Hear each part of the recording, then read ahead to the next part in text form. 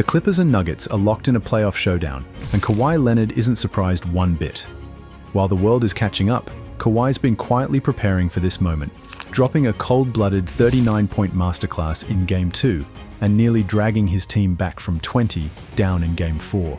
He's calm, focused, and finally healthy, and this series, it's turning into a Western Conference war.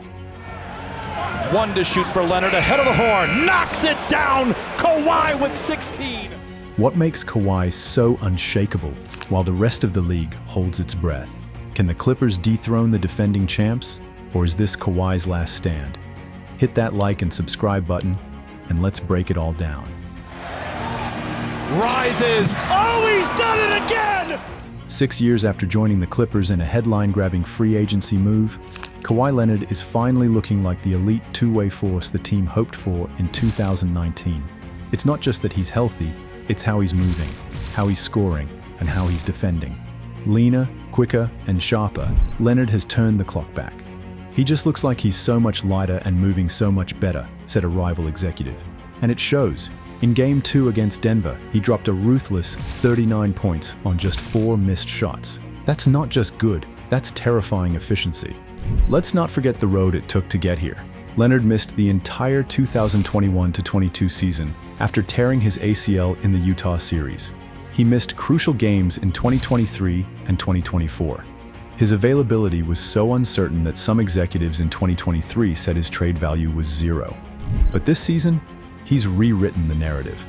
Despite debuting late in January, he still helped the Clippers notch 50 wins, closing out the regular season by winning 18 of their last 21 games.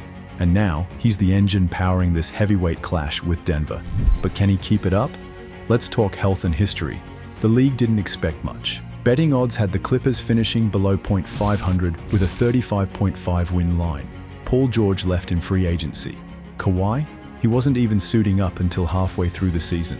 Most wrote them off. But behind the scenes, Leonard was playing the long game, taking a full summer off, rebuilding his body, and refusing to rush back. His own words, "It's a 2-year timeline, no skipping steps." That quiet patience is paying off loudly right now. Leonard averaged 25.7 points on 52% shooting and hit 42% from deep in his final 19 games of the season. That's not just an all-star level, that's all NBA stuff. He wasn't pushing himself recklessly either. It took him a full month after returning to play 30 minutes. Another month to break 40. The ramp-up was deliberate, methodical. And now, it's playoff time, and Kawhi's passing every eye test. Even in Game 4's loss, he dropped 24 points and grabbed 9 boards, while leading a near 20-point comeback. You can't fake that level of impact. He's moving freely, playing without restrictions, and most importantly, he's playing smart. But how are the Clippers feeding off this? Let's talk about culture and momentum. This isn't just about Kawhi showing up. It's about what his presence unlocks in the rest of the team. Game 4 against Denver, the Clippers were down by 20 in the second half. The crowd roared, momentum slipping, yet nobody flinched. That's the Kawhi effect. He's the calm in chaos. "No, not for me," he said after the loss, brushing off any talk of being deflated. That quiet resolve ripples through the locker room. Norman Powell lit up the scoreboard with 22 points and hit 4 threes. James Harden controlled the tempo, finishing with 15 points and 11 dimes. Ivica Zubac bullied the paint with 19 points, 12 boards, and 6 assists. Yes, 6 dimes from your big man. This isn't a team that folds. This is a squad that battles. Even the Intuit Dome showed up like a 6th man. Every seat was covered in Clippers blue. The place roared. It wasn't just loud, it was electric. "The fans gave us life," Powell said. "This kind of collective edge is why the Clippers aren't backing down. But if you want to win a war, you've got to survive the battles, and that means facing Nikola Jokic." Nikola Jokic is ridiculous. Full stop. Game 4, he dropped a monster 36 points, 21 rebounds, and 8 assists. That's not a box score, that's a triple threat warning. He's the league's ultimate problem solver, and he's the biggest reason why this series feels like a heavyweight title fight. Even when he airballed a late 3. I don't know, it's so close! It somehow turned into a game-winning putback from Aaron Gordon. Jokic doesn't just bend games, he warps them. And the Clippers felt that in full force. Their second-half defense was elite, holding Denver to just 35 points after halftime, but Jokic still found a way. That's what makes him so frustrating. You can do everything right, and he'll still pick you apart. This is where Kawhi's importance is magnified, not because he can guard Jokic, no one man can, but because he can give the Clippers offensive balance and stability when Jokic is cooking. He can control tempo, attack mismatches, and carry scoring loads to counter Jokic's magic. And that's why the matchup isn't just star versus star, it's mentality versus mentality. So, what does this mean for the rest of the West? Game 2 was Kawhi Leonard putting the entire Western Conference on notice. From the jump, he bullied Jamal Murray. His first bucket was a second box jumper right over him. He attacked Murray like a big brother in a backyard game. No finesse, just straight up domination.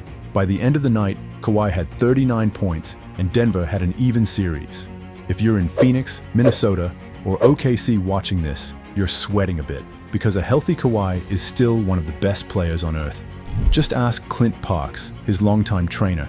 He's back to looking like the best player in the world, and he might be right. Leonard isn't loud, he doesn't do Instagram workouts, but he works. Every rep, every routine, every drill is precise. The league thought Kawhi's window had slammed shut. Turns out he just kept the blinds closed while renovating. Now the light is pouring in, and the Clippers are peaking at the perfect time. But this series isn't over, it's just heating up. So what's next as we shift back to Denver? The Clippers aren't panicking, not even after the gut punch 101-99 loss in Game 4. That's the Ty Lue mentality. That's the Kawhi effect. Now it's best of 3, 2 of them in Denver. But don't count LA out. They've shown they can win there. They've shown they can fight back. They've shown they won't quit. The next step is simple but crucial: execution. As Norman Powell put it, we don't have to reinvent the wheel. We know what we need to do to bounce back. That means defending Jokic without overcommitting. That means smart rotations, second chance rebounds, and keeping the ball moving. Most of all, that means Kawhi continuing to lead from the front. Because while everyone else is watching the scoreboard, Leonard is watching the bigger picture. He's not shocked this series is tight. He's not surprised the Nuggets are this good. He expected it. And that calm expectation is what steadies the Clippers when the margin is razor thin. Now, we find out which team blinks first. And Kawhi Leonard? He's not blinking. Game 5 is a pivotal contest for the Clippers, and the Denver Nuggets as the winner in a series that's tied at 2-2 will be one win away from advancing in the Western Conference playoffs, and the loser will be one loss away from their season being over. The team that wins Game 5 and subsequently takes a 3-2 lead in the series has gone on to win the series 81.3% of the time, according to the NBA. This battle between the Clippers and Nuggets has turned into pure playoff chaos, fierce runs, late-game heroics, and a Kawhi Leonard who looks every bit like the unstoppable force we once knew. He's playing with poise, precision, and that unshakable edge, anchoring a team that refuses to fold under pressure. From dominating Murray in Game 2 to nearly completing a wild 20-point comeback in Game 4, Kawhi has made it clear this war was always coming.